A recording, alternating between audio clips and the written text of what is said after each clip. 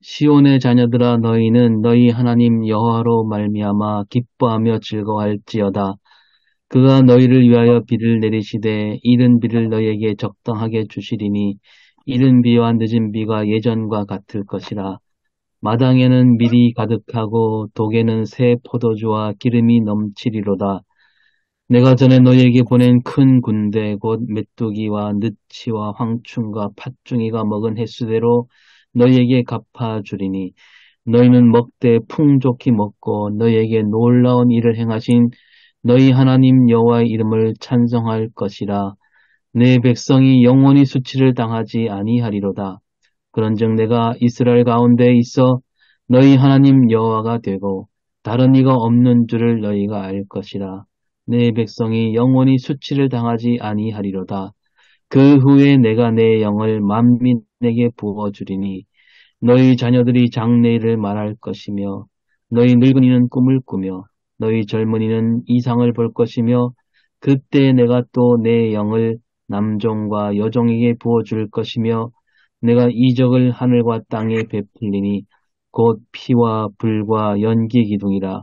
여호와의 크고 두려운 날이 이르기 전에 해가 어두워지고 달이 핏빛같이 변하려니와 누구든지 여호와 이름을 부르는 자는 구원을 얻으리니 이는 나 여호와의 말대로 시온산과 예루살렘에서 피할 자가 있을 것이며 남은 자 중에 나 여호와의 부름을 받을 자가 있을 것임이니라.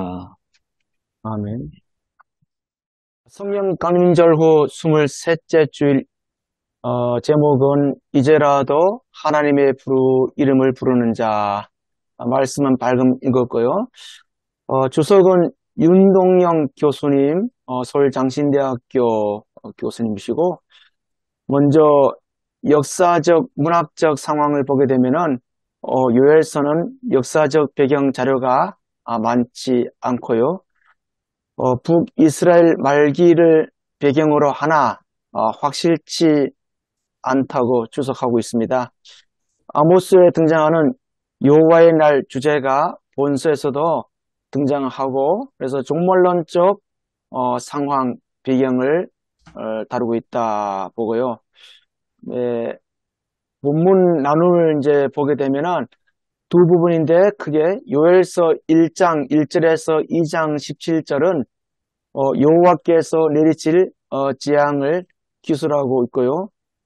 2장 18절에서 3장 21절까지는 여호와의 구원에 대해서 다룹니다. 그리고 소단락 구분을 보게 되면은 오늘 본문인 2장 23절에서 21절 여호와의 모든 사람에게 부어질 하나님의 영에 대해서 언급하고 그 다음에 23절에서 27절은 비를 내리시는 여호와 하나님, 그 다음에 28절에서 29절은 여호와의 영을 부으시는 하나님, 그 다음에 30절에서 32절은 여호와의 날에 대해서 언급을 하고 있습니다.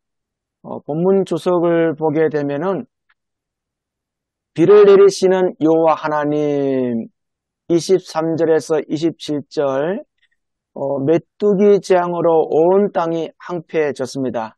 또한 설상가상으로 북쪽에서 쳐들어온 군대로 인해서 공포에 사로잡혔고요. 그럼에도 하나님은 여전히 백성을 잊지 않으신다. 왜?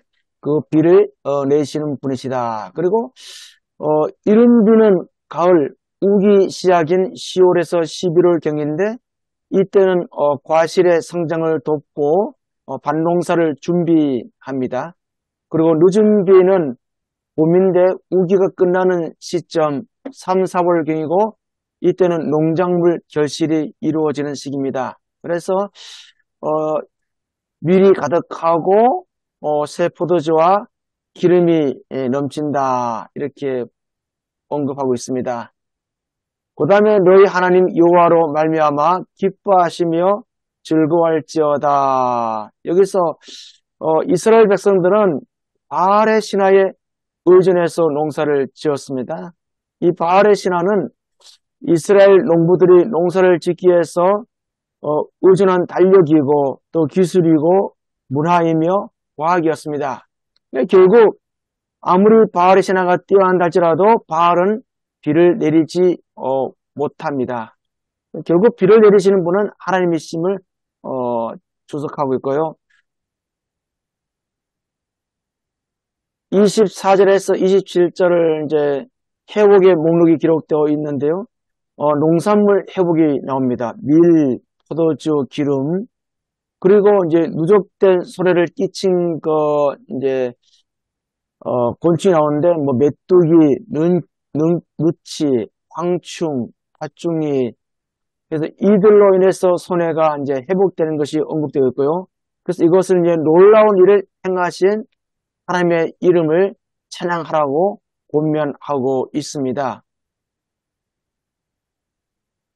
그리고 이 놀라운 일은 바로 하나님의 자비하심이다 보고요.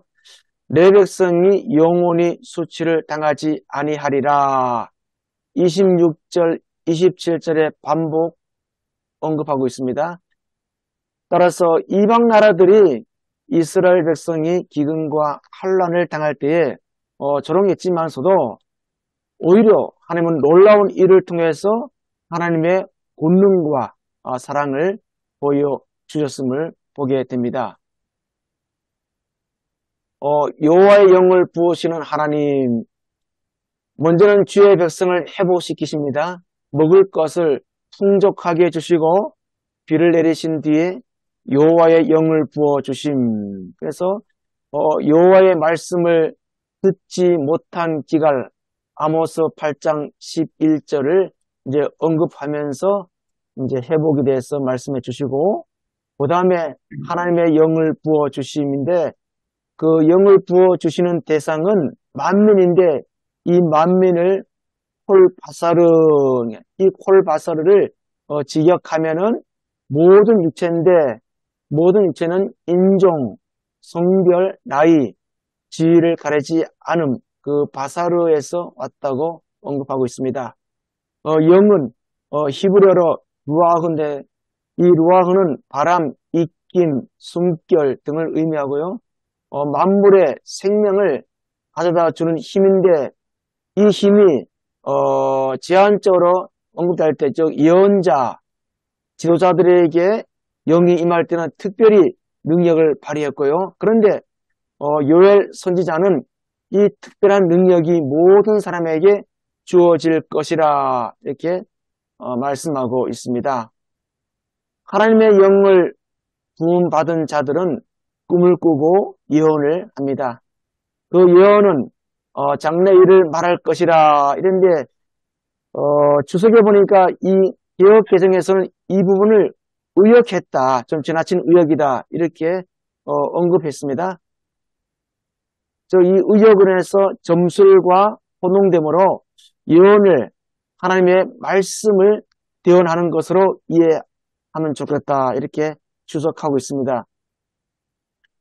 하나님의 꿈은 할룸, 이상은 하존인데 이 이상을 통해서 뜻을 세상에 전하신다 보고요. 하나님의 영이 임할 때 누구든지 꿈과 이상의 계시, 수단을 통해서 하나님의 말씀이 선포되어진다고 봅니다. 그 다음에 예언은 계시를 받은 당사자를 위한 것이 아니기에 개인의 이익이나 출세를 위한 것이 아닌 공동체를 위한 것이다. 그래서 예언을 받은 자들은 사회를 변화시킬 책임이 있습니다. 그래서 예언은 사익이 아닌 공익을 위한 예언의 선포가 이루어져야 함을 언급하고 있습니다. 여호와의 날, 이 여호와의 날은 욤 아도나이인데 이 여호와의 날에서 아모스 5장 18절에서는 화가 미칠 것을 선포하는 그렇게 언급하고요. 그런데 이런 부분을 이스라엘은 잘못 이해했는데 그들은 여호와의 날에 대해서 기쁨과 복이 가득 차리라 기대했습니다. 요엘서는 이 본문 그 아모스 부분을 참고해서 요엘서 2장 2절에서 3절 피가 흐르고 불길이 일어나고 연기가 기둥처럼 솟는 두려운 날, 해가 빛을 잃어가고 달이 핏빛같이 변하고, 그래서 이 부분은 전쟁을 뜻할 수 있고 화산 폭발과 지진, 자연 현상일 수 있다. 그리고 구약 성서에서는 이러한 현상을 하나님의 현현이나 분노로 표현하는 방식으로 이해를 했다고 출애굽기 본문과 하박국에서 참고 본문을 제시하고 있습니다. 현대인들은 일식, 월식을 자연 현상이라 여기지만서도 고대인들은 불행을 가져다주는 존재라 여겼습니다. 이 여호와의 날은 바로 엄중한 심판 가운데 또한 구원받은 자들이 있습니다. 여호와 이름을 부르는 자, 시온산과 예루살렘을 피난처로 삼은 자들입니다.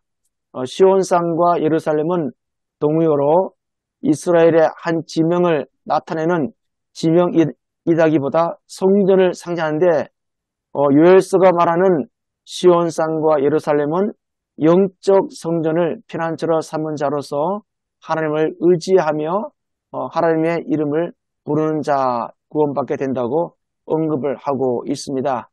이렇게 요약은 여기까지인데, 아쉬운 부분은 본문의 신학적 메시지와 설교 주제, 설교 구성을 위한 지원이 있었으면 좋았을 것인데 아쉬움이 있습니다. 그래서 본 주제에서는 이 부분이 제가 볼 때 누락되어 있지 않았나 그렇게 생각이 되었습니다. 설교는 조용선 목사님, 서울 온무리 교회를 신방하시는 목사님이 하셨고요. 먼저는 이렇게 갈등 찾기 이렇게 했는데, 이분 톰 라이트의 좋은 소식의 패턴을 대입해가지고 설교 도입을 구성했는데, 첫째는 어떤 일이 일어난 것, 즉 하나님 말씀이 선포되었고, 두 번째는 어떤 일이 일어날 것, 이것은 바로 여호와의 날이 이룰 것이다. 이렇게 설교 도입을 하고, 세 번째는 그 결과 지금 당장 변화된다. 이 부분을 하나님의 말씀을 통한 경고와 다가올 하나님의 날 사이에 있는 사람들이 변화되어야 한다. 이렇게 도입 부분을 언급했습니다. 그리고 이 부분을 가지고 이제 해결의 실마리를 찾는데 세 단락을 나누었습니다. 먼저는 하나님께서 비를 내리신다. 두 번째 해결의 실마리는 하나님께서 만민에게 하나님의 영을 부어주신다. 세 번째 실마리는 하나님의 날에 대한 선포가 언급되고요. 그러면서 이제 복음을 경험하기 위해서는 현재를 살아가는 하나님의 남은 자는 모든 존재 방식을 바꾸어야 복음을 경험할 수 있다. 이렇게 언급을 하고 있습니다. 그리고 이제 복음을 경험했으면 기대하게 되는데, 그 기대는 하나님의 남은 자는 이미 전 존재를 바뀐 사람이다. 우리 자신을 돌아보고 아직도 변화되지 않았다면은 이제라도 은혜를 입고 하나님의 날을 기대하면서 살아가자. 이렇게 설교 마무리를 하고 있습니다.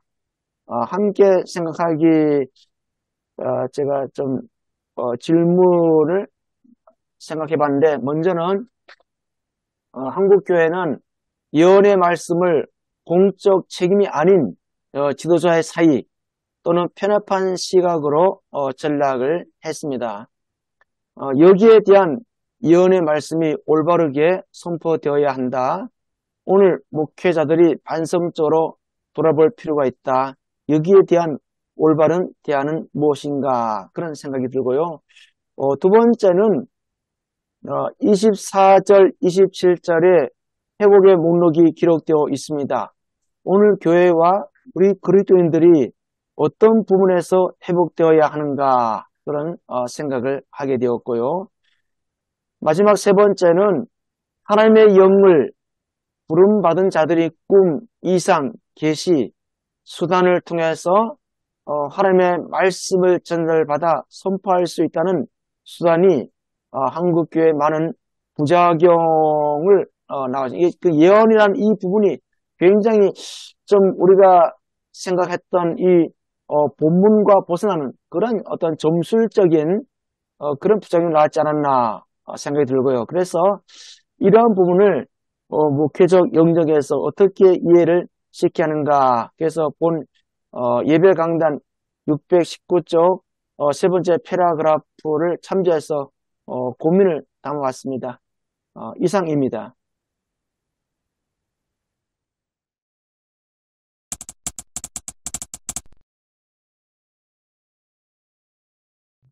오늘 이 요엘서 말씀은 우리 특히 2장 28절에서 32절 관련해서 우리 신약성경의 오순절 사건하고 많이 연결지어서 이야기하고 설교를 하죠. 그 이전에 요엘서에 대해서 그러니까 요엘이 원래 말하고자 했던 오늘 본문의 그 예언의 의미를 좀 더 구체적으로 자세히 이야기를 나눴으면 좋겠습니다.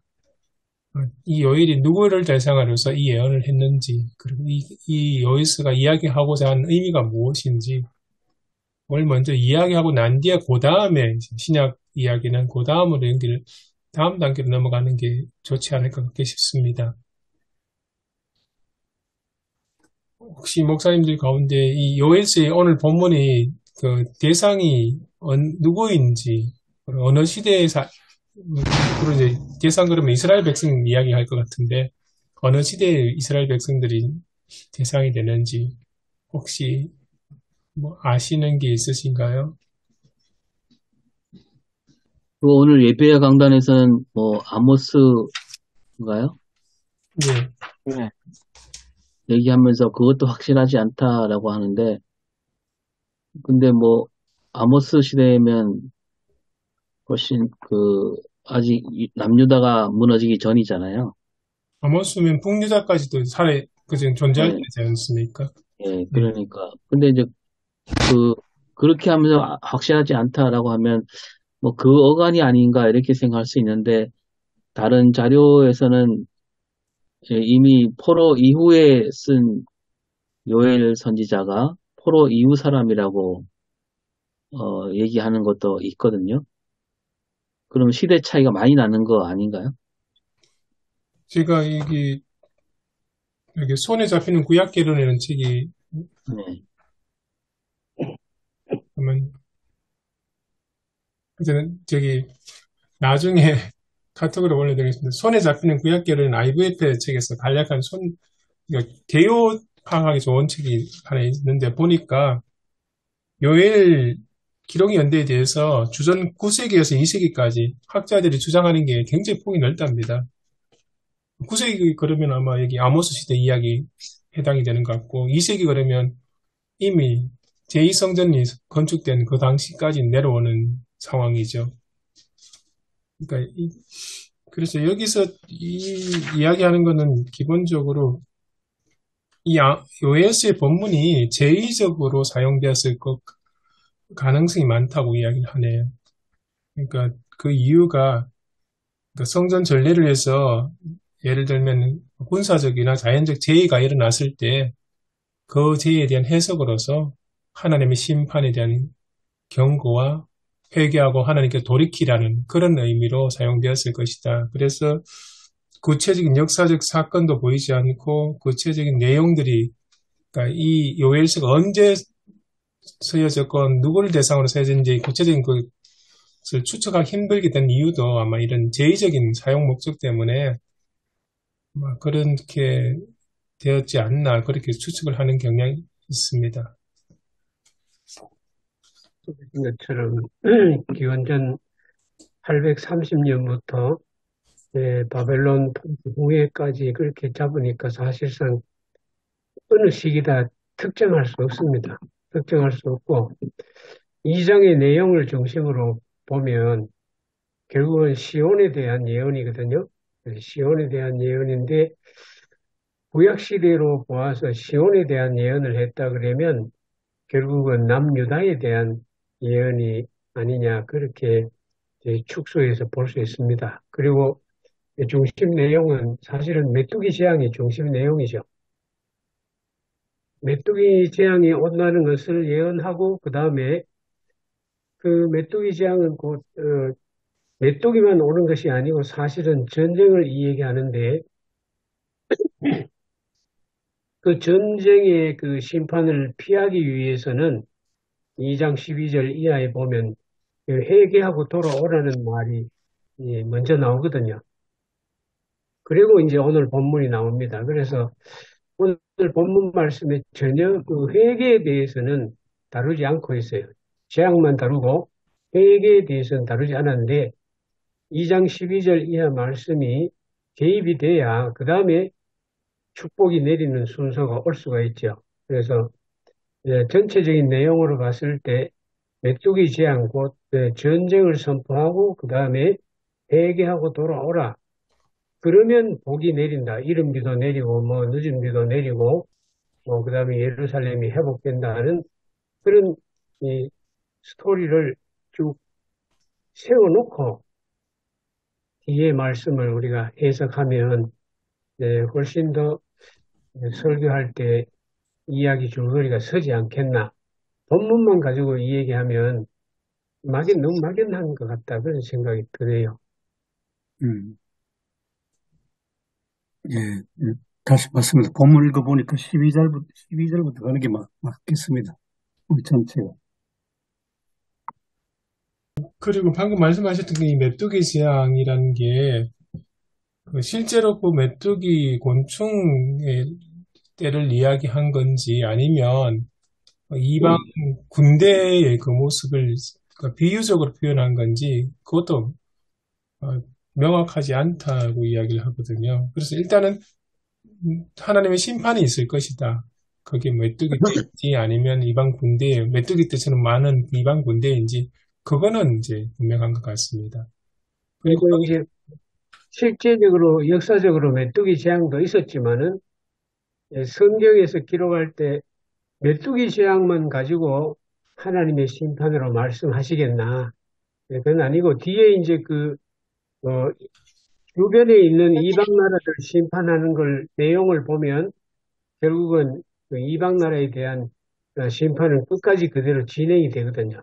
그래서 전체적인 맥락을 이어볼 때는 메뚜기 재앙은 실제적으로 메뚜기 재앙도 있지만은 요엘서가 말하는 메뚜기 재앙은 결국은 하나님의 심판, 전쟁을 오히려 더 이야기한다 하는 것이 해석을 보니까 그런 게 많더라고요. 그래서 오늘 저희들 본문 앞부분에 이제 그 이야기 강 목사님 말씀하신 것처럼 메뚜기 재앙과 하나님 앞에 돌아오라는 회개의 촉구가 나오고 사실 저희들 본문을 다루는 부분은 그 회개의 촉구 뒤에 하나님께서 회개한 자들에게 베푸실 그 은혜를 이야기하시는 것 같아요. 그래서 그러니까 메뚜기를 없애서 땅을 치유하고 곡식이 다시 자라게 한다든지 다가올 여호와의 날에 백성들을 구원해 주실 것이라든지 이런 위로의 말씀이 덧붙여져 있는 것 같습니다. 복을 내리는 것도 이제 첫 번째는 이제 양식에 대한 복을 내렸거든요. 네. 현실적인 복을 말씀했지만은 사실은 그 뒤에 보면 더 중요한 게 성령을 주시겠다. 그게 더 중요한 거죠. 요엘서 제일 처음에 시작되는 게 요엘서 표제와 함께 메뚜기 재앙과 거기에 대한 무서운 결과 그리고 겁에 질린 사람들의 반응으로 시작을 하거든요. 메뚜기 재앙을 하나님의 심판으로 본다면 하나님의 심판에 대한 사람들의 반응 그 이야기로 시작되는데 오늘 우리들 한국교회의 모습하고 이렇게 연결시켜 보면 한국교회에 향한 하나님의 심판 그런 모습들 거기에 대한 우리가 회개하고 하나님과의 관계를 회복하라는 그런 요엘서의 예언의 말씀 회개하고 돌아오는 자들에게 하나님께서 땅을 치유하시고 그리고 하나님의 영을 부어주셔서 구원을 회복시켜 주시겠다는 그런 전체 구조가 한국교회도 잘 적용되지 않을까 그렇게 생각이 듭니다. 범위를 좀 넓혀서 보면 어떻습니까? 요엘서를 우리 시기는 알 수는 없는데요. 아까 뭐 메뚜기 재앙이 자연재앙이기도 하고 전쟁에 대한 어떤 은유적인 표현이기도 하고 그렇다면 그 말씀을 그대로 현대로 가져온다면 얼마든지 적용되는 게 자연재앙은 지금 뭐 심각히 가고 있는 기후위기 그다음에 전쟁도 우크라이나 전쟁이 이제는 중동으로 가가지고 이스라엘과 하마스 그다음에 이제 이란도 이제 엄청난 경고를 지금 하고 있는데 뭐 중동 전체가 다시 한번 전쟁 위기 속에 들어갈 것 같고 뭐 하여튼 이런 기타 등등의 이 교회로 좁혀서 이야기하기보다는 전 세계 시온이라는 말씀도 뭐 요즘 우리가 교회로 하지만 시온도 하나님 나라로 얼마든지 확대내지 확산해서 이해할 수 있지 않나 생각이 듭니다. 우리 임 교수님 언급에 굉장히 전 동감을 합니다. 여기에 이제 자연재해, 또 전쟁 이 두 가지를 이제 같이 보게 되면은 뭐 메뚜기 재앙이 실제 있었던 사건이면은 굉장히 한해 농사가 그대로 물고분되는 거죠. 물고분되고 참 여러 가지로 두려움. 어제도 우리 같은 시차례에 이제 장로 임직이 있어가지고 갔는데 그 장로 임직 받는 분이 이제 그 답사 부분에 요번에 우리 영주에 우박이 떨어져가지고 엄청난 피해를 받습니다. 그래가지고 임직 받은 분이 울먹이는 거예요. 참 이때 농사 짓는 분들이 참 한해 농사가 뭐 사과 이게 완전히 다 초토화되는데 그럼에도 이런 부분들이 참 너무 가슴이 아프다면서 울먹거리더라고요. 그래서 저도 그거 생각하면서 야 요번에 농사가 막판에 완전 히 우박 때문에 참 한해 과수농사가 거의 뭐 수확을 빨리 안 하는 이때 사과 농사를 하거든요. 수확을 하는데 이 수확철에 하루 전에 하루 늦게 한 사람들은 말 그대로 이제 막 초토화됐는데 그러면서 이제 ULS의 한해 농사가 말 그대로 메뚜기 재앙으로 엄청난 피해를 보고 결국은 이제 굶어 죽는 상황까지 오늘날의 경제 우리나라도 굉장히 지금 뭐 경제 위기라고 말들 하는데 그럼 그런 위기가 왜 왔을까? 그리고 아까 우리 교수님 말씀대로 전쟁 이런 상황들을 참 우리 부분에 있어서 설교로 대입하면은 좀 괜찮지 않을까 생각이 되어집니다. 사실 영주 이번에 아주 크게 피해봤습니다. 우박 때문에. 그게 언젠가요? 지난주 목요일 날요. 지난주. 맞아. 예, 난리 났어요. 영주에도 우박 피해 크구나. 예.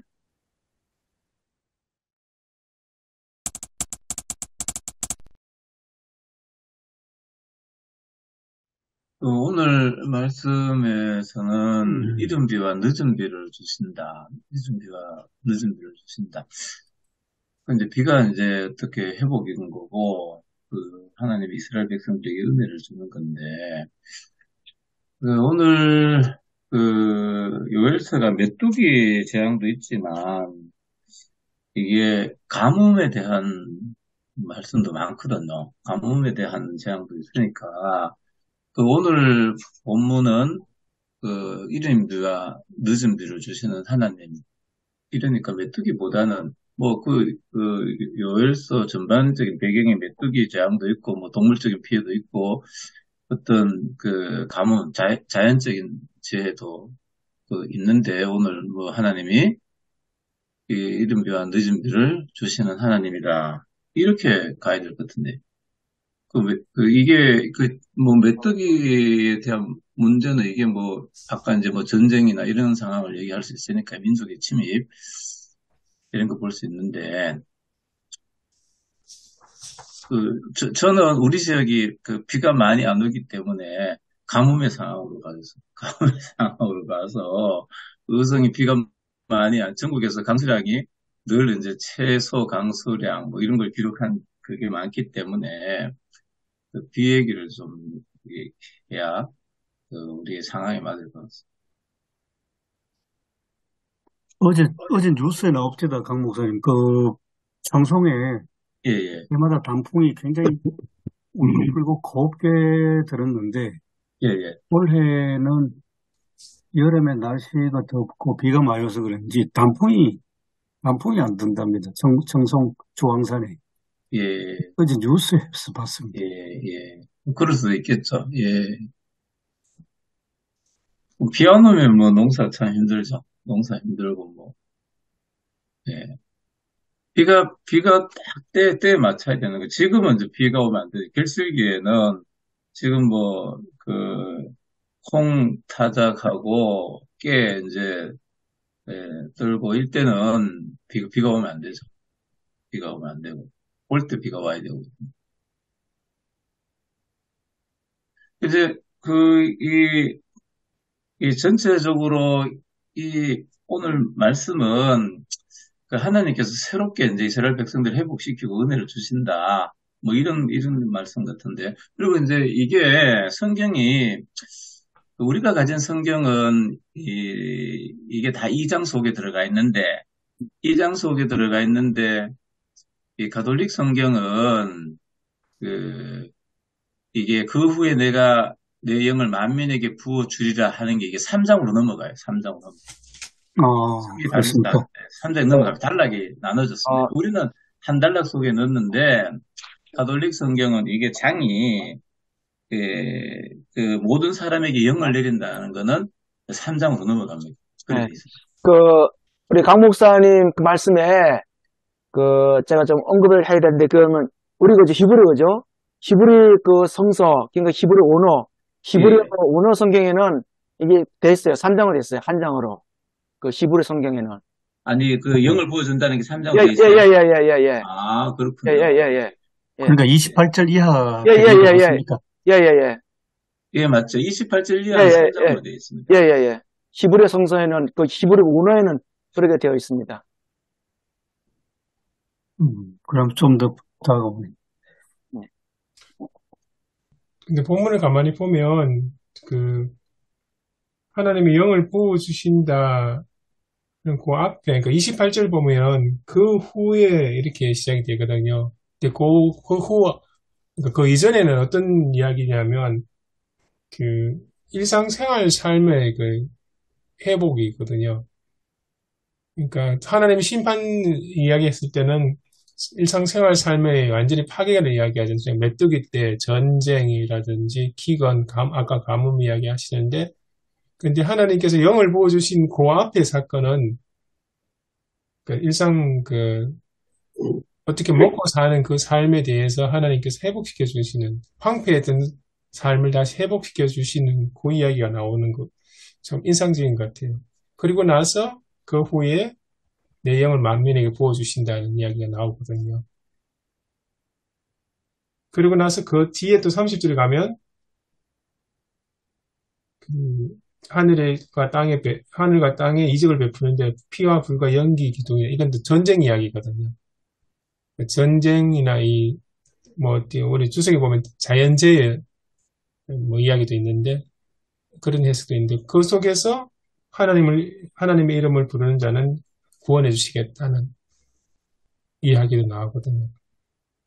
그 여호와의 날을 기다리는 사람에게 그것보다 더 희망이 없죠. 그렇죠. 근데 모두가 기다린다고 해도 아모스 이야기처럼 그 사람들에게 희망이 되는 날이 수도 있고요. 아니면 여호와의 날이 재앙의 날이 될 수도 있는 거죠. 예, 예, 예. 근데 여호와의 이름을 부르는 자들, 여기 여호와의 이름을 부르는 자들은 앞에 그 2장 앞부분에 이야기했던 회개를 하는 사람들, 그 사람들에게는 구원의 날이기도 하겠죠. 그런 부분이 연관이 있는 것 같습니다. 그래서 저는 어떻게 보면 하나님께서 일상생활 삶과 함께 영적인 신앙의 삶도 회복시켜 주시는 그 모습이 오늘 본문의 이야기가 아닐까 그렇게 생각이 듭니다. 그러니까 구원과 심판이 같이 함께 온다는 거죠. 예, 누구에게는 그렇죠. 구원이 되고 누구에게는 심판이 되고. 예, 그 얼마나 이게 기다림의 날이 되겠습니까? 여호와의 날에 대해서 똑같은 여호와의 날인데 아모스는 심판의 날이고 요엘은 은혜의 날이거든요.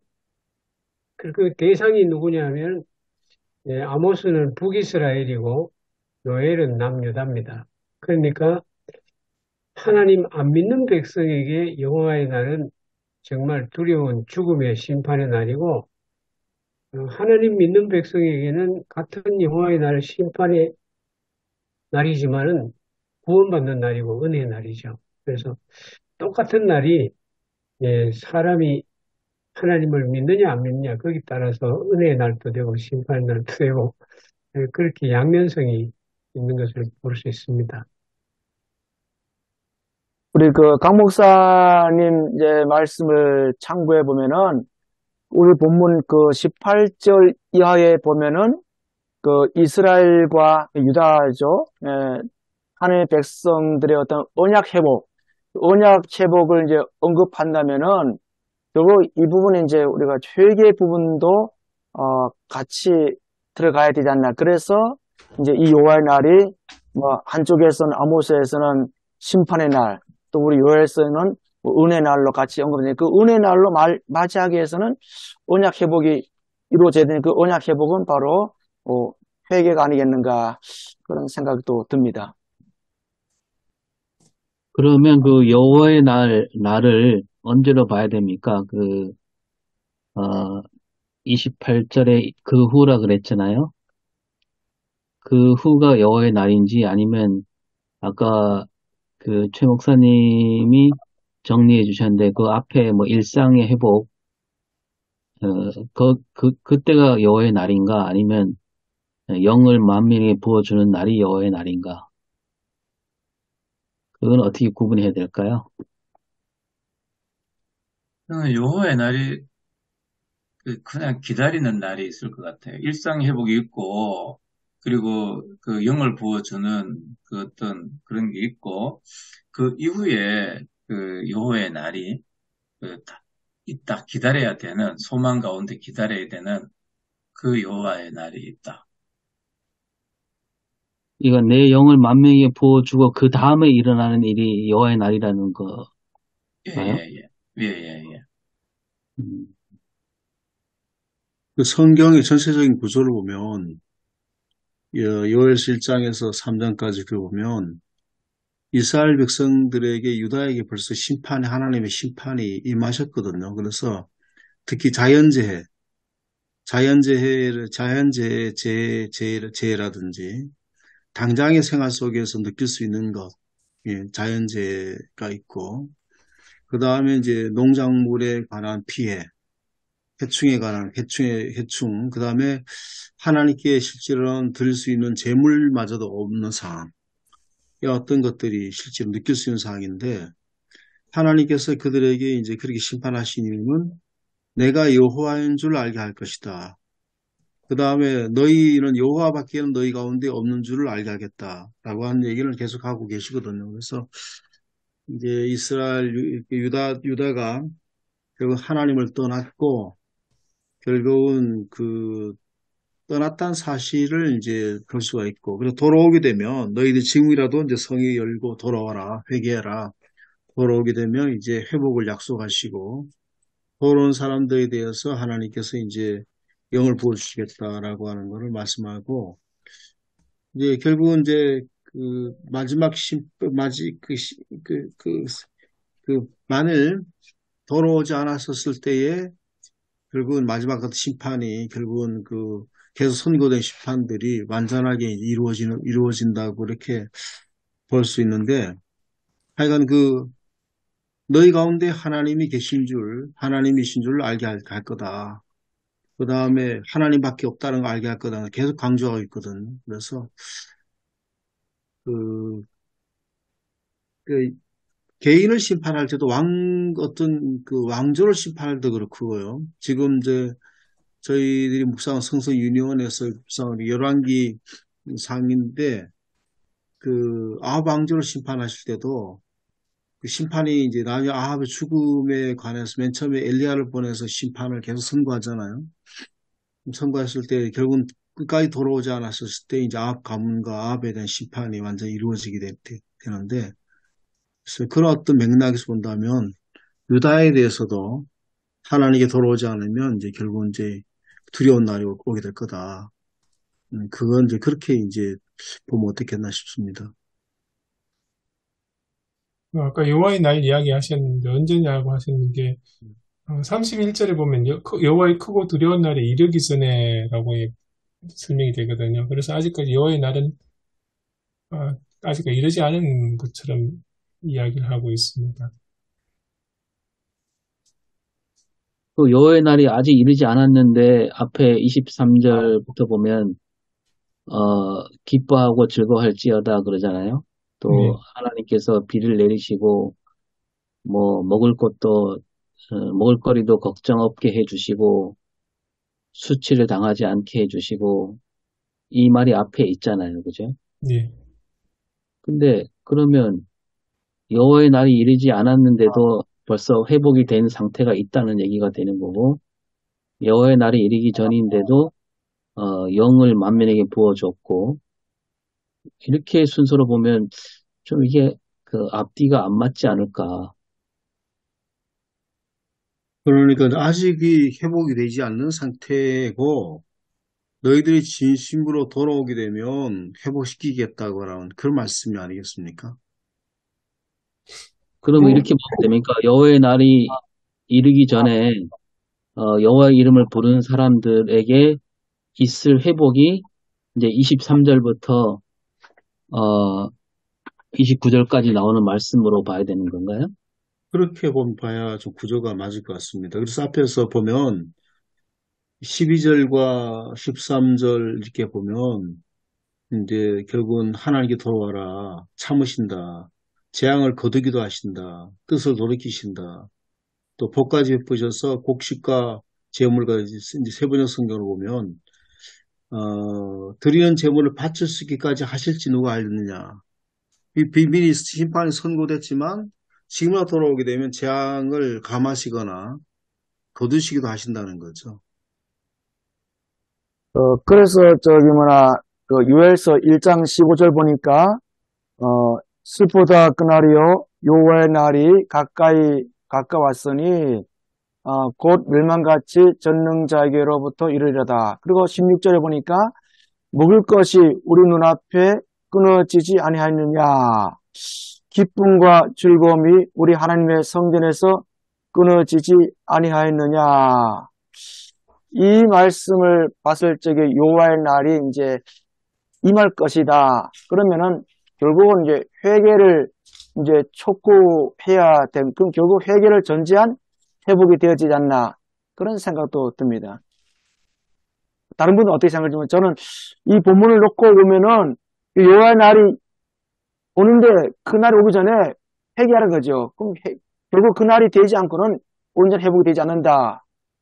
굉장히 오늘 본문하고 매치가 되지 않을까 그렇게 생각이 되어집니다. 그러면 그 여호와의 날은 예수님이 말씀하신 하나님 나라로 봐야 되고 그러면 아직도 이루어지지 않은 날 종말로 봐야 되는 거겠죠.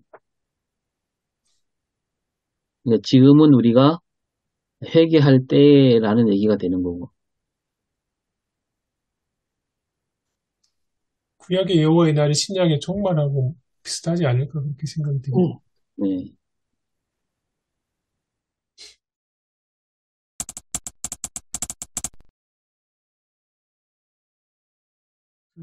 그리고 좀 주제를 바꿔서 아까 여기 유재룡 목사님께서 세 번째 질문하셨던 게 하나님의 영의 부흥을 받은 자들이 꿈과 이상과 계시 수단을 통해서 하나님의 말씀을 깨달을 수 있다는 본문의 내용이 나오지 않습니까?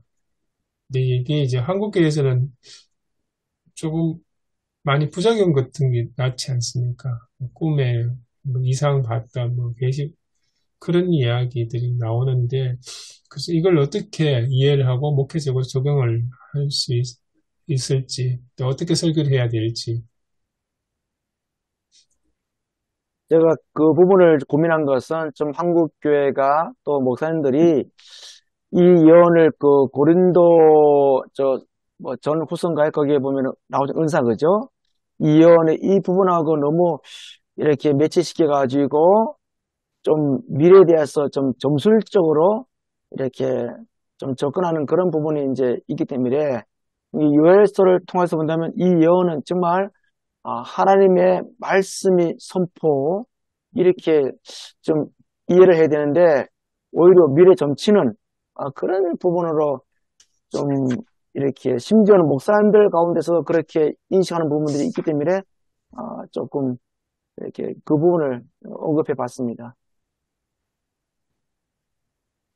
저는 그 설교할 때 그래서 이 예언은 미래 점치는 것이 아니다. 정말 하나님의 말씀이다. 구약에서도 그렇고 이 예언서도 그렇고 이 예언의 말씀을 오늘 현 상황적으로 이제 사회 정치 모든 경제 그런 부분을 말씀해 가지고 이렇게 터치하는 부분이 저는 예언이다. 이렇게 저는 언급을 하거든요. 근데 이상하게 좀 한국 교회가 이 부분을 좀 미리 어떤 그런 그 점수를 점치는 부분 이렇게 조금 해석을 다분히 많이 하고 있습니다. 은사적으로. 그렇군요. 제가 보니 이건 아닌데. 예, 예. 예. 그 여호와의 날이 벌써 심판 대시에 선고됐는데 여호와 날이 벌써 심판의 시계는 계속 돌아가고 있거든요. 이게 뭐 요엘 보면은 이제 이게 뭐 종말론적인 것보다도 이스라엘의 어떤 멸망에 관한 어떤 그런 어떤 그 생각해 보면 하나님께서 이스라엘만 심판하신 것이 아니라 3장에 보면은 모든 나라를 심판하시거든요. 모든 민족들을 심판하시는데 그 가운데 속에서도 이스라엘도 들어있는데 그러나 그 심판이 되지만 하나님께 돌아오면 그 백성들을 보호하시겠다는 거죠.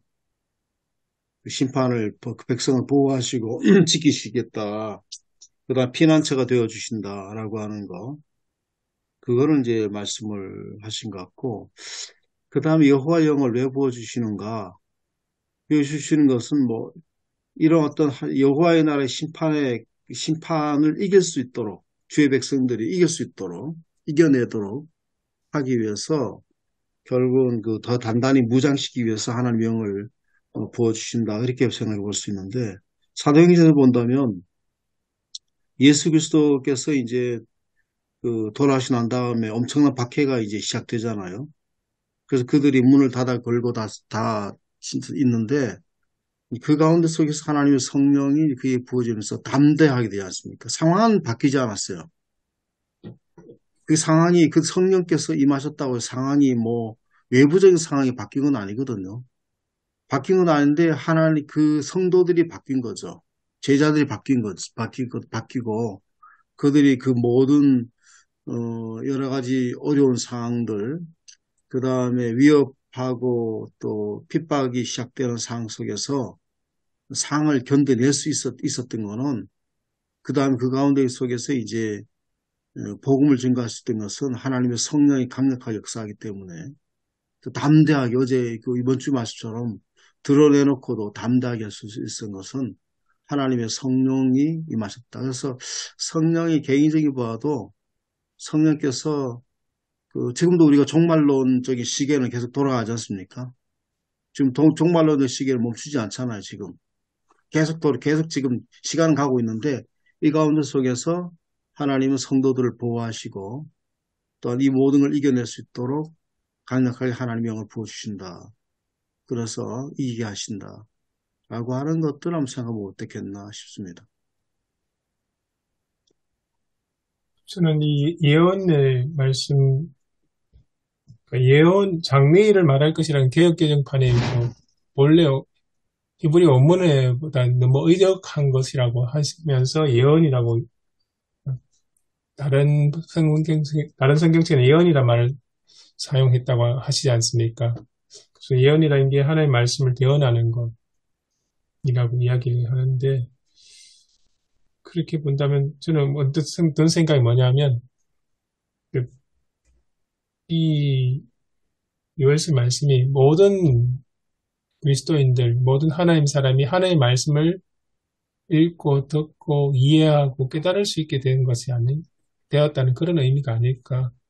그러니까 종교개혁 당시에 이제 이런 문제들에 대해서도 이제 하나님 말씀을 모든 사람이 읽고 이해하고 깨달을 수 있게 되었다. 성령의 역사로 말씀을 이해하고 깨닫게 된다. 그런 것하고 연결되는 게 아닐까 그런 생각이 들었습니다.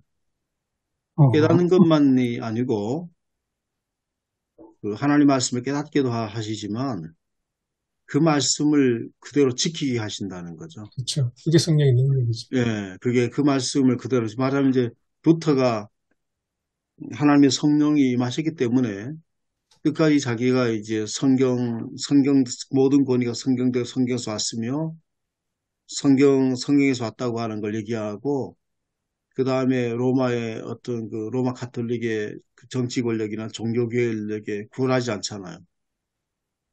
그런 것은 결국 이제 그 하나님의 성령께서 결국은 임하셔서 그 하나님의 말씀을 깨닫기도 했지만 그 말씀이 끝까지 그 말씀이 이루어질 수 있도록 성경이 이루어질 수 있도록 했었던 것도 성령의 역사였다. 그럼 여기가 이제 보면 그 부어주신 거는 장래에 어떤 굉장한 어떤 환란 이것이 닥치지만 그들이 하나님을 버리지 않고 끝까지 하나님 인정하고 하나님이 신 줄로 알게 하고 또한 하나님의 그 말씀을 따라서 살아가게 하기 위해서 하나님께서 그들 백성들에게 자녀들에게 성령을 부어주신다. 그렇게 이제 한번 생각해 봤습니다.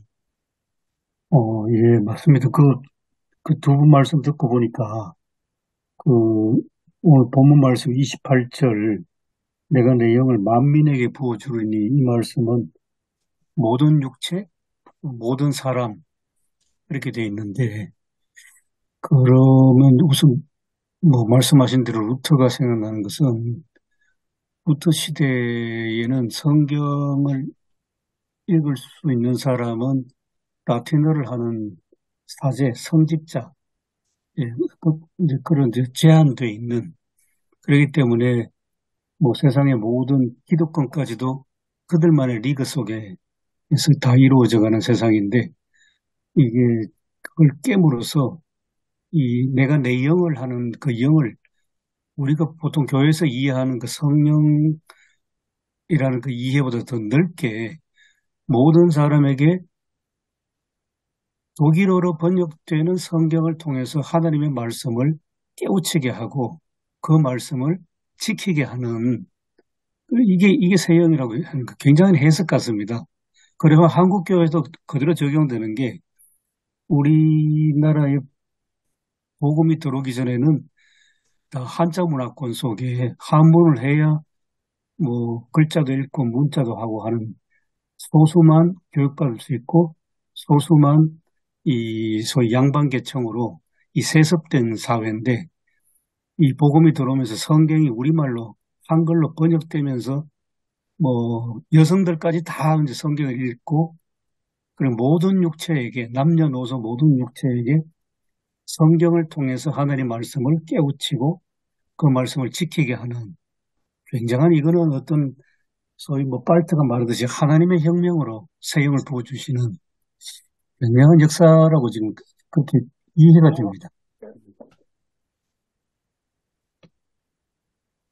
그리고 요엘서가 굉장히 크게 와닿는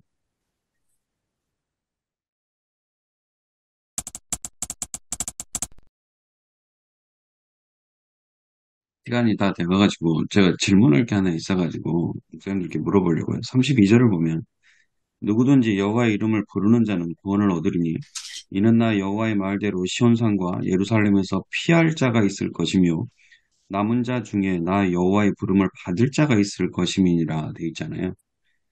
여기 보면 구원받은 자, 그 다음에 시온산과 예루살렘으로 피할 자, 이게 후반에 나온 남은 자 같거든요.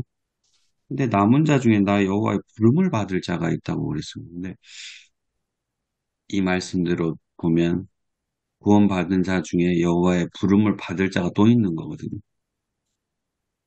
이걸 어떻게 해석하시고 보시는지.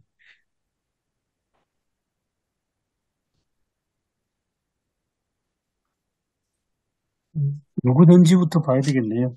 누구든지. 이 32절.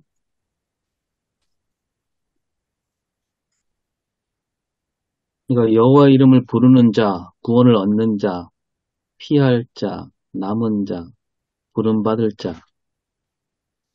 이게 다 같다고 보기가, 이 말들, 이 구절만 보면 이게 다 같지는 않다. 적어도 마지막에 부름받을 자는 따로 있는 것인가, 그거잖아요. 그렇죠. 그러니까 이 부름받은 자가 어떻게 보면 최종 구원자 네. 같거든요. 근데 앞에 보면 구원을 얻었어요. 그리고 예루살렘과 시온산으로 피했어요. 그럼 이게 우리가 아는 구원이잖아요. 근데 그 다음에 여호와의 이 부름을 받는 자가 또 있습니다. 14만 4천 명인가요? 아니, 저는 오히려 누구든지 여호와 이름을 부르는 자는 구원을 얻으리니 여기다 꺼놓고 네. 그게 전제라면 뒤에는 부연 설명, 그 구원을 얻는데 그 과정과 절차를 한 번 더 설명하는 이런 식으로 이해를 하면 어떨까 싶기도 합니다.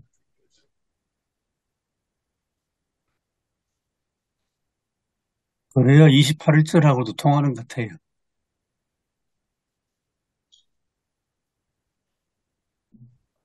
그러니까 누구든지 여호와 이름을 부르는 사람은 구별이 없다는 거죠. 이방인이든지 아니면 종이든지 자유인이든지 상관없이 그 사람이 어떤지 상관없이 여호와 이름을 정말 부른 사람은 반드시 구원하신다. 그러니까 의인은 그의 믿음으로 말미암아 살리라 함과 똑같은 어떤 맥락에서 말씀하신 것이라고 봅니다. 네, 저는 이 본문에 조금 다르게 생각하는 게, 이름만 부르면 구원을 받나라는 고민을 저는 하거든요. 교회 안에서 예수님 믿고 교회 오고 예배 잘 드려요. 그런데 그러니까 심판은 피한 것 같아요. 근데 정말 하나님의 구원을 받은 장가는 고민을 하게 되는 분들이 너무 많이 있으니까. 그러니까 구원의 조건을 하나님께 드리는 거 아닌가라는 고민을 합니다. 이 구절에서. 그러니까 내가 이름만 부른다고 해서 구원받는 게 아니고 정말 구원의 조건은 하나님께. 그러니까 우리가 피한 것 같지만 모든 주권은 마지막에 하나님께 있는 거 아닌가. 그래서 여호와의 부름을 받은 자가 해석이 아닌 그러니까 오늘 구원의 주체는 하나님께. 제목도 하나님의 이름을 부르는 자라고 돼 있으니까 우리가 그 부분도 잘 밝혀야 될 것 같아요. 하나님의 이름을 부른다는 게 무슨 뜻인가. 그냥 그래서 잘못 그 이후에 이제 역사 보면 이제 그 부분에 대해서 잘못 이게 받아들인 사람들이 있었던 것 같아요. 그냥 이름만 부르면 된다. 그래서 이제 예수님도 주여 주여 하는 자마다 구원을 얻지 못한다고 이렇게 말씀하신 게 그런 부분에 대해서 잘못 이해하는 사람들. 이름을 부른다고 해서 다 되는 건 아닌데, 그러나 원래 말씀하신 의미는 정말 여호와 이름만 부르면 다 된다. 그건 아닌 것 같아요. 예, 아까 그 강수규 목사님 말씀하시길래 2장 12절 13절 읽어보니까요. 저한테 중요하게 다가오는데 마음을 다하여 내게 돌아오라. 회개를 하는데 너희는 옷을 찢지 말고 마음을 찢고 너희 하나님 여호와께 돌아오라 그랬거든요. 회개를. 신용만 회개하지 말고 마음으로 애통하는 그 회개. 그런 사람이 여호와 이름을 불러야. 그렇죠. 예. 요즘 정말 교회 가면 막 신용만 이름 부르는 사람 너무 많아가지고. 네. 그리고 실존론적 무신론자 그러더라고요. 그러니까 아예 무신론자는 하나님 없다고 하지만 실존론적 무신론자는 교회 다니고 교회 생활 열심히 잘 하는데 실제로 그 사람의 삶을 보면 이 사람 진짜 하나님을 믿는 사람인가 하는 생각이 드는 사람들 있지 않습니까? 그 역시도 이제 무신론자라고 하는데 앞에 이제 수식을 붙여서 실존론적 무신론자. 하나님, 네, 예, 실제로 그랬어요. 독일의 정권주의자들 보면 그냥 교리 암송만 하고 가슴으로 뜨겁게 하나님을 사랑하지 않는 사람은 무신론자라 그랬어요. 예. 정권주의에서. 이거 지난주 본문도 사람들 앞에서 예수님을 시인한다고 했을 때 그 시인한다는 게 그냥 입으로 저는 예수 그리스도를 구세주로 믿습니다. 이 말 자체가 가는 의미가 있겠지만 오늘 우리가 받아들일 때는 그냥 입으로 고백만 하면 된다. 이렇게 받아들인 경향이 우리 교회 안에 많이 들어와 있죠. 그래서 요번에 본문도 제목을 그렇게 잡았기 때문에 우리가 하나님의 이름을 부르는 게 무슨 뜻인가 여기에 좀 초점을 맞춰서 다른 본문을 이렇게 다른 구절을 풀어야 되지 않을까 생각이 들거든요. 뭐 신약 성경 구절 생각 안 납니다만 우리가 주여 주여 부르는 자마다 구원받는 게 내 아버지의 뜻대로 행하는 자예요. 예. 근데 우리 한국교회 하면 세계적으로 알려진 게 주요 삼창이잖아요. 아니, 그쵸. 근데 이건 여담인데, 어딘가요? 마태순환고인가? 하여튼 거기도 삼창이 나오더라고요. 주요 삼창이. 음.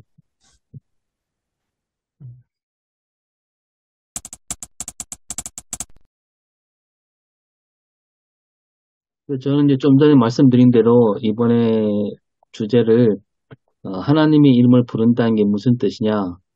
아까 강성현 목사님 말씀하신 거, 13절에 마음을 찢고 하나님께 돌아오는 거, 그게 진짜 하나님의 이름을 부르는 거다. 이렇게, 이런 식으로 이어서, 뭐, 회복도 좋고, 영을 부어주시는 것도 좋은데, 그 이전에 먼저 해야 되는 게, 하나님의 이름을 올바르게 부르는 삶을 살아야 되지 않는가. 이렇게 주제를 잡을 생각입니다. 저는, 주제가 하나님의 이름을 부르는 자인데, 여호와의 날에 구원을 얻을 자. 그러면 여호와의 날에 대해서 좀, 회계적으로, 심판적으로 언급을 할 필요가 있다 생각이 들고요. 그러면 크고 두려운 날에 대해서 언급을 하고, 또 이제 이스라엘 백성들이 경험하지 못하는 거죠. 이 크고 두려운 날, 갑자기 뭐 전쟁, 재해, 자연재해, 이런 것들은 경험하지 지금 못하잖아요. 우리 역시 경험하지 못한 그 상황들을 언급하면서 마지막에는 하나님의 이름을 부르는 자. 아까 그, 우리 이사모 목사님이 그 마지막 절을 언급했는데 그 부분을 조금 더 이제 언급하면서 설교를 이렇게 구성을 해 나가야 되겠다 생각이 듭니다. 이게 저는 이제 부르는 자에서 부름을 받을 자로 이게 이렇게 32절이 계속 걸리거든요. 그래서 부르는 자에서 부름을 받을 자로 해서 좀 정리를 해야 되겠다라는 생각을 합니다. 저는 하나님의 이름을 부르고 원래 제목이 이제라도 하나님의 이름을 부르는 자 이랬는데 이게 이제 마지막 이제 여호와의 날을 기다리도록 결단을 이제 좀 촉구하는. 비는 이제 자연은 하나님만 다스릴 수 있는 거고 우리에게 영을 부어주는 것도 하나님이 하실 수 있는 거고 그보다 더 중요한 여호와의 날을 하나님이 주시는데 이 어떤 자연재해와 전쟁의 포화 속에서 하나님의 날을 기다리자 이렇게 좀 해요. 예. 아까 강정호 목사님 말씀입니다. 아까 주석 보니까 그 시대 사람들은 바알 섬기는데 다 젖어 있고, 그 바알 섬김을 오늘날로 치면 과학과 기술의 시대에, 또 이 시대를 지배하는 만몬, 이제 그런데 그 바알이 비는 못 내린다. 비는 오직 여호와 하나님만 내리신다. 그 추석 설명하실 때 그게 굉장히 귀담아 들렸거든요. 그렇게 봐도 되겠습니다. 저는 진심으로 하나님께 돌아오너라. 그럼 반드시 하나님께서 구원하신다. 그렇게 전체적 맥락을 잘 못했겠나 싶습니다. 지금은 그렇습니다.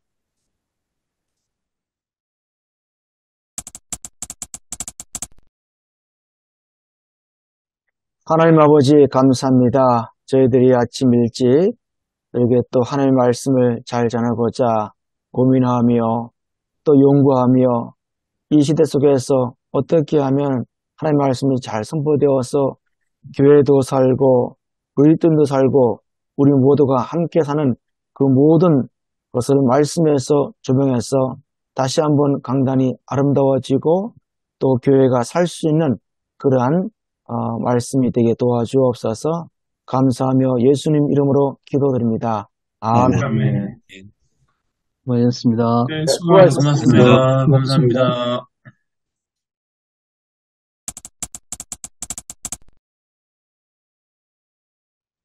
전 제목을 두려움을 이기는 두려움이라고 정했는데, 그러니까 뒤에 나온 두려움은 하나님을 두려워하는 그 두려움이 있는 사람은 세상의 두려움을 이길 수 있다.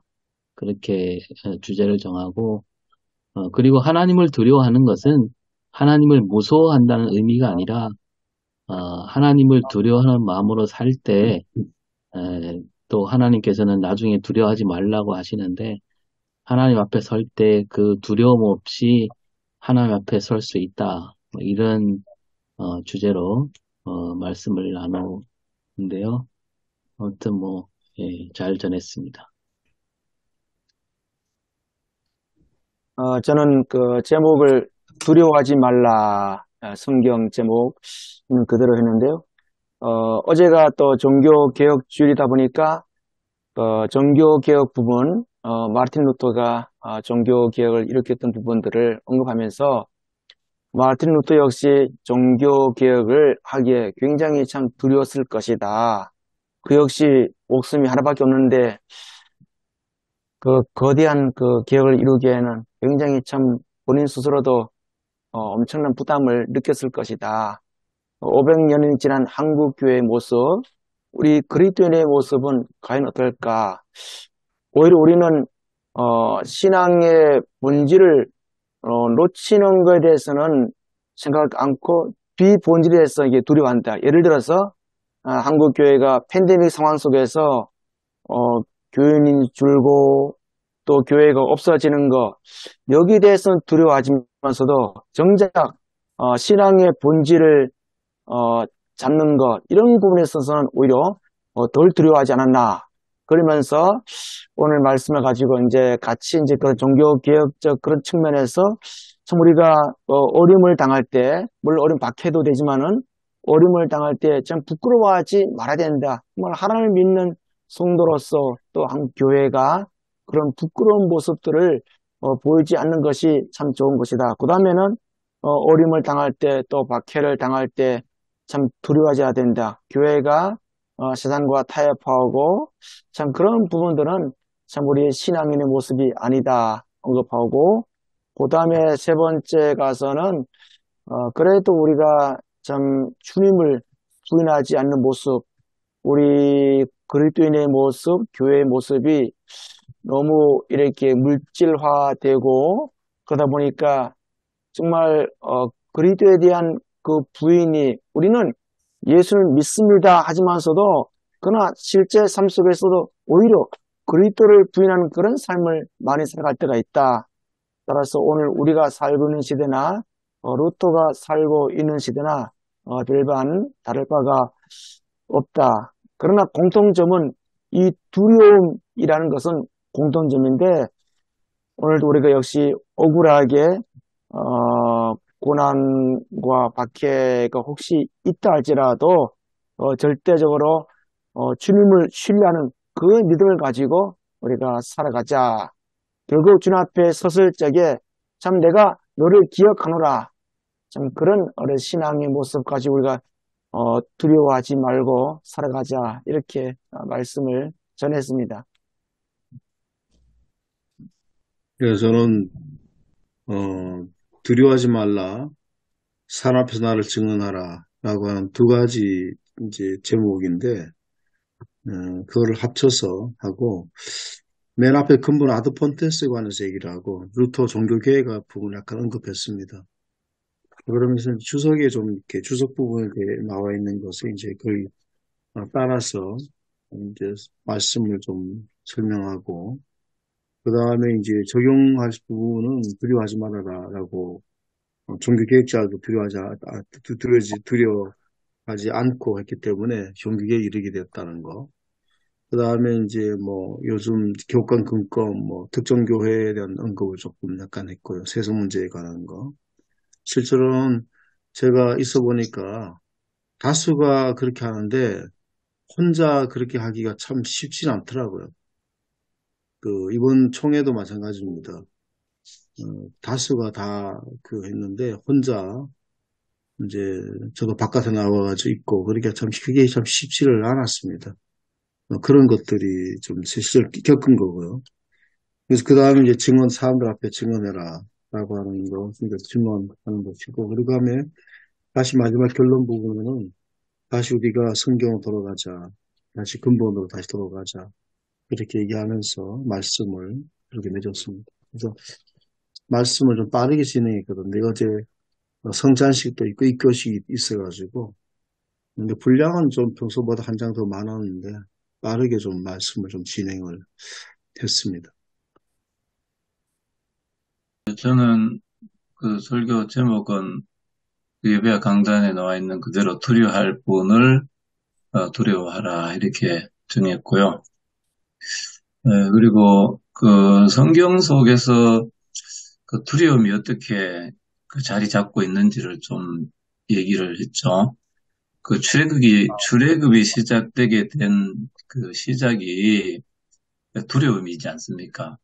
애굽의 바로가 이스라엘 백성들의 수가 많아지면은 그 적들과 내통하면은 문제가 생길 것 같아서 두려움으로 그 이스라엘 백성들을 이제 애들을 죽이려고 했고, 근데 이제 그 산파 시프라와 부하는 하나님을 두려워했다. 하나님을 두려워해서 그 생명들이 그 살아났고, 그 다음에 이제 그 다니엘도 보면은 그 두려움이 다니엘의 배경이죠.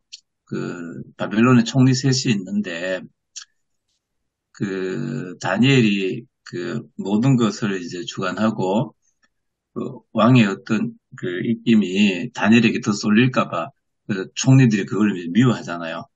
그래서 이제 다니엘을 그 감옥에 이제 넣으려고 했고 법을 만들었고, 그 다니엘이 사자굴에 갔는데 그 사자가 다니엘을 잡아먹지 못하고, 다시 이제 왕이 조서를 내려서 그 하나님을 다 두려워해라 이런 이제 조서를 내리죠.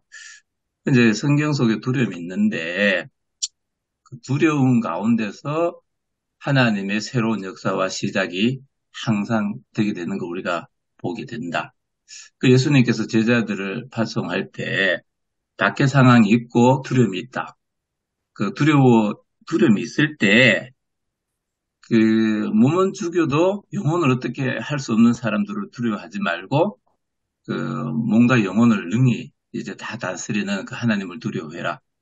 우리가 이제 두려운 상황에서 그 하나님만 바라보고 그 하나님을 더 두려운 분으로 우리가 여길 때 두려움을 극복할 수 있는 것 같다. 이렇게 말씀드렸고, 그리고 이제 참 두려운 게 뭐냐, 현실적으로 두려운 게 뭐냐, 참 두려운 게 많지만 저는 살아보니까 뭐 돈이 참 두려운 것 같다. 돈이 왜 두려웠냐 하면은 그 교회 달력을 맞추는데 제가 달력 수요일에 마지막 시간을 보냈거든요. 근데 달력이 금요일에 도착했어요. 달력이. 왜 그렇게 빨리 도착하냐면은 달력업자가 돈 받으려고. 그래서 제가 속으로 참 돈이 참 무섭다, 세상에. 돈이 참 무섭다. 그리고 지금 우리 세상이 다 돈이 지배하는 세상이잖아요. 우리가, 뭐, 네이버나 구글 보면은 이게 얼마나 그 자본이 지배하는지 네이버는 아주 심각한 자료는 안 다뤘습니다. 아주 심각하거나 좋은 정보는 안 다루고 그냥 사람들이 뭐든 맛집 찾아가고 여행 다니고 사진 찍어 올리고 이런 단순한 어떤 정보만 이제 네이버가 취급하거든요. 그래서 아주 심각한 건 네이버가 안 다뤘습니다. 이게 완전히 자본이 새로운 세상을 만들어냈는데 이런 세상 속에서 우리가 이제 살아가야 되는데 어떻게 이제 살아가고 할 건가. 우리가 참 이런 거대한 자본 앞에서 어떻게 두려움을 극복하고 살아갈 건지 우리 성도님들이 하나님만 의지하고 살아가자. 뭐 이렇게 설교한 것 같습니다. 네. 저도 제목이 두려워하지 말라라는 제목으로 설교했거든요. 네, 저번에 했던 것처럼 예수님이 제자들을 보내면서 말 그대로 세상을 두려워하지 말라고 얘기하시는 거거든요. 그래서 저번에 했던 것처럼 소심함, 주저함, 게으름. 우리가 세상을 두려워하면 소심하다. 그리고 주저하고 게으를 수밖에 없다. 우리가 소심하고 주저하기 때문에 게으른 삶을 산다. 그런데 우리가 하나님을 하나님을 의지하면 그때 목사님들이랑 얘기했던 것처럼 소심함이 담대함으로 바뀐다. 그리고 주저함이 바른 선택을 할 거고 게으른 삶이 성실한 삶으로 바뀔 것이다. 그러면서 우리가 해야 될 게 예수님을 증언하는 삶을 살아야 된다. 그래서 오늘 했던 주제 중심을 잡았던 그 내용대로 그대로 적혀 있습니다.